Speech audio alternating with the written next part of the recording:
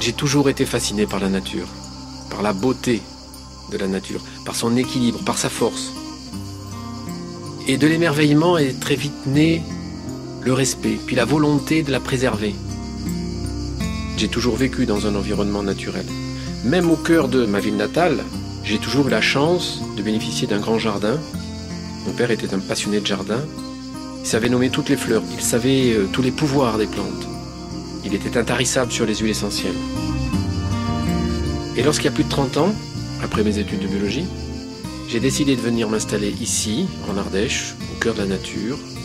J'ai réalisé mon premier rêve. La rencontre avec la nature ardéchoise a été aussi pour moi la rencontre avec le monde fascinant des abeilles. Nous avons créé une ferme apicole de plusieurs centaines de colonies et nous sommes devenus en quelque sorte des bergers d'abeilles. Nous transhumions des Cévennes jusqu'à la Drôme provençale en allant quelquefois par les Alpes. Nous courions après les fleurs, nous courions après les mielés.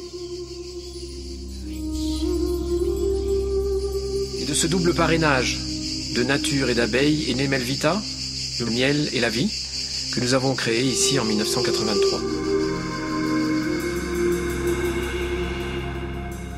Nous souhaitions alors élaborer des produits cosmétiques, des produits de soins, des produits d'hygiène, en utilisant à la fois des produits naturels et des produits de la ruche. Alors nous avons réalisé un premier savon de forme hexagonale à herbacées végétales, qui a eu un certain succès, qui est devenu un petit peu emblématique de la société.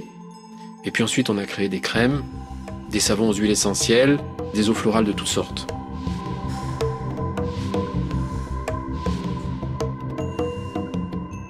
L'écologie et la culture bio vont de soi pour nous.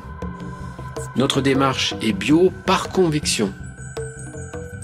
Et ça parce que nous pensons que l'avenir de la planète va se jouer sur la capacité des hommes à trouver une alternative crédible aux excès et aux facilités du tout chimique, du tout pesticide et du tout industriel. Melvita est devenue maintenant une belle aventure collective. Nous sommes restés toujours en pleine nature et depuis nous agrandissons notre site tous les 3 ou 4 ans.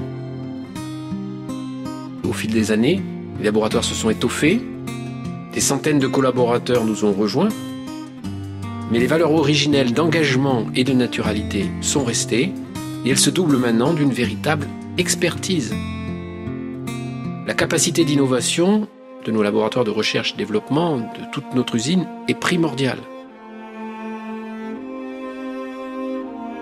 Au final, c'est l'engagement de tous qui est décisif. Nos produits de soins, en fait, ils s'adressent à tous, à toute la famille.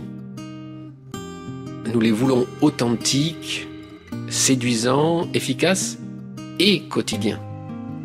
C'est ce mariage réussi qui fait ce qu'on appelle la Melvita Touch. Les fleurs, les arbres, les algues, tous les végétaux, l'argile et puis bien sûr le miel et tous les produits de la ruche. Le pollen, la gelée royale, la propolis se trouvent au cœur de nos formules. Tout ce qui est naturel est nôtre.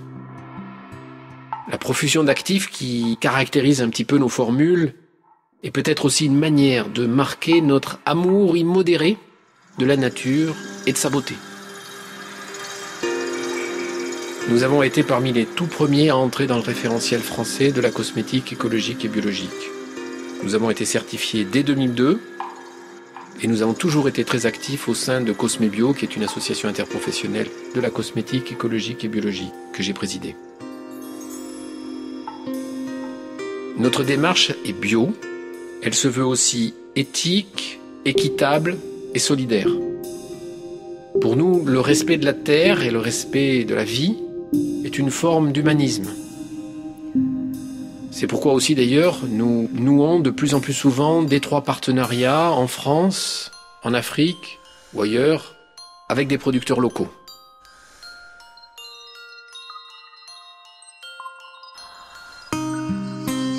Comme le préconise Pierre Rabhi, nous entendons faire notre part, modestement. Comme le colibri de la légende amérindienne, nous entendons proposer des produits sains et agréables dont le mode d'élaboration et de conservation ne posera pas demain de nouveaux problèmes. Notre site de production va connaître une nouvelle expansion mais nous entendons le faire en veillant à préserver cette nature sauvage où nous avons pris racine. Puis nos racines, ce sont aussi les abeilles, nos chères abeilles, les vaillantes pollinisatrices qui fécondent le monde. On ne dira jamais assez que l'abeille est le témoin fragile des excès de la science et de l'industrie et que sa disparition serait une calamité et une honte pour nous tous. En fait, faisons tous notre part. Et comme disait Gandhi, le bonheur, c'est quand nos actes sont en conformité avec nos paroles.